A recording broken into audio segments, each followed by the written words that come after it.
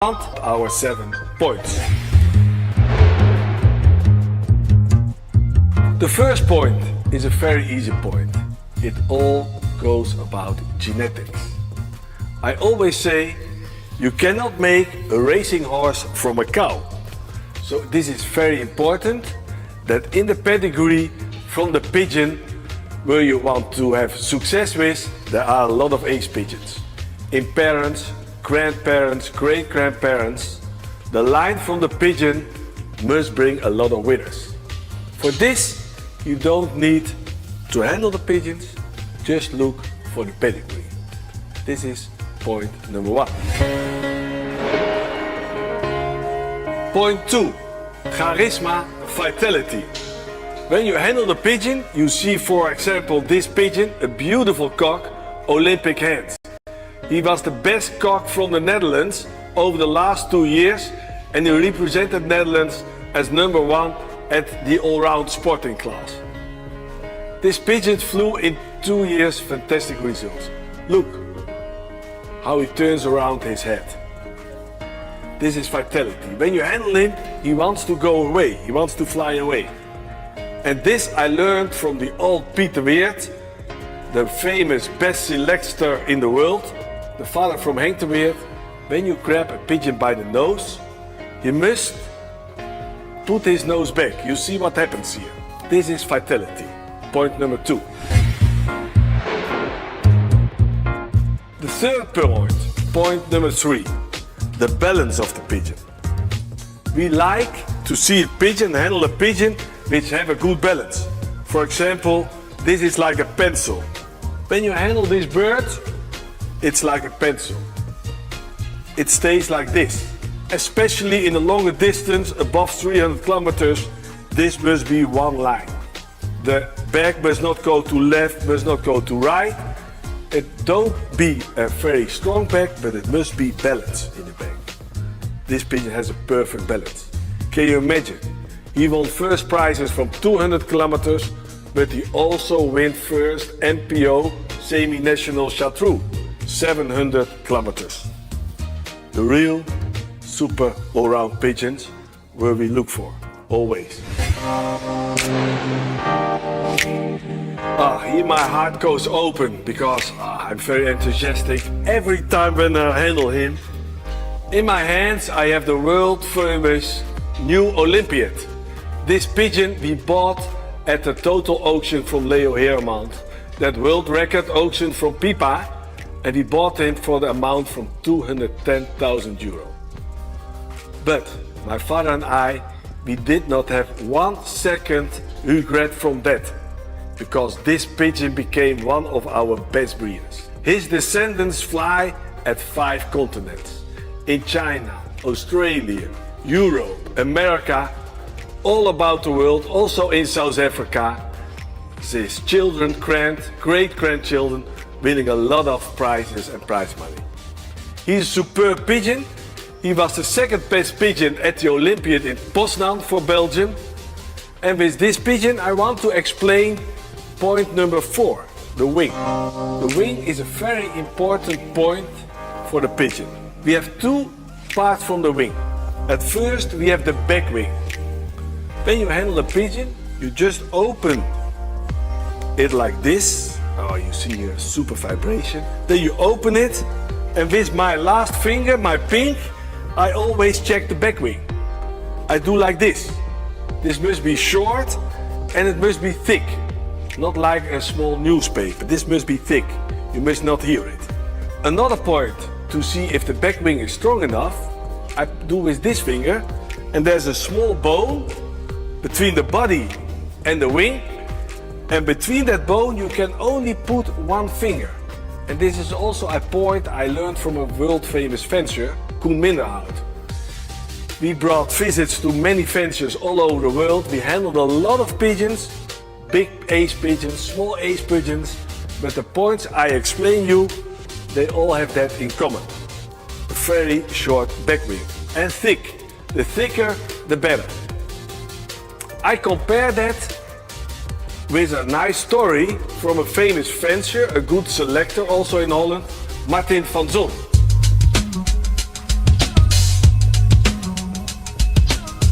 I like to explain the famous back wing, the short back wing, with this example. Next to me is standing Arno Paarman. He's also responsible for our breeders. He's a very fanatic young pigeon fancier. 13 years younger than me.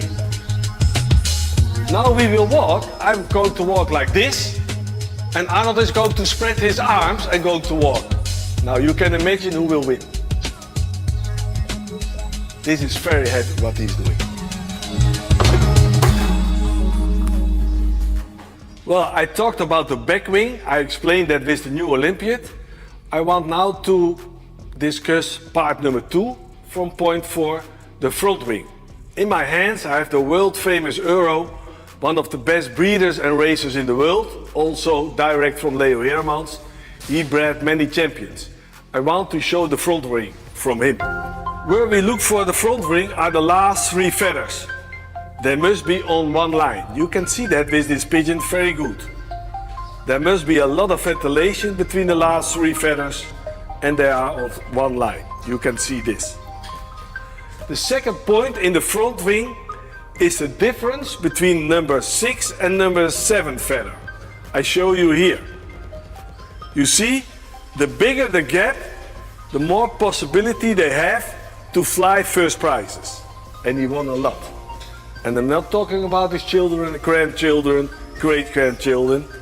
In this pigeon in the genes is winning first prizes against big competition, one of his famous capacities. This is the front wing, very important. The 3 last feathers, good ventilation between them, not too big, and a big gap between number 6 and 7. Well, I want to introduce you by point number 5, another ace pigeon. This is Olympic Leo. He was first Olympiad pigeon in Germany at Nitra, and he was second national ace pigeon also from Germany, winning in the all-round. So winning first prizes from 100 till 600 kilometers. You see his vitality, he's turning his head around, and I want to discuss now point number 5, the muscles. The muscles is also a very important part for the pigeon. And this is a very hard point to feel that. For this, you need a lot of pigeon experience. I started at the age of 12 judging pigeons. My father gave me pigeons, good pigeons, bad pigeons, not so good pigeons in the hand, and we had a towel around our head. So in the dark we must judge pigeons. Can you imagine how difficult that was? And in that time he told us, you give the pigeon a 1, then it's a good pigeon. When you give it a 2, then it's a medium quality pigeon. And when you give it a 3, it's rubbish. It's not a good pigeon. This is how we learn to judge pigeons in balance and especially in muscles. In that time, can you imagine, that was in the end of the 60s, beginning of 70s, our house friend Peter Weert visited us many times. He came with his son together, Henk de Weert, the famous pigeon doctor, and the old Peter Weert learned us about muscles. When you want to feel muscles, you have to close your eyes. And with these 4 fingers, you put next to the bone of the pigeon. You close your eyes and then you feel a little bit vibration. You must be quiet in yourself and then you feel it. It's not a heartbeat, but you feel the vibration is coming.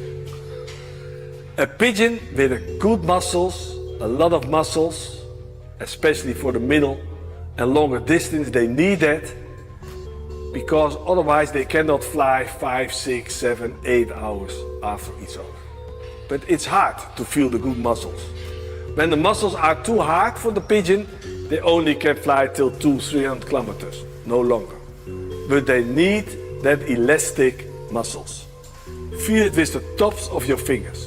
Close your eyes and keep them next to that bone. And feel how the vibration starts, or not start. This pigeon has a tremendous good muscles. Otherwise, a pigeon cannot fly the all-round so good from 100 till 700 kilometers. But it's a difficult point. Many fencers don't know how to do that. And for this, we made point number 6. It's very important that you feel the muscles with the hand you always use.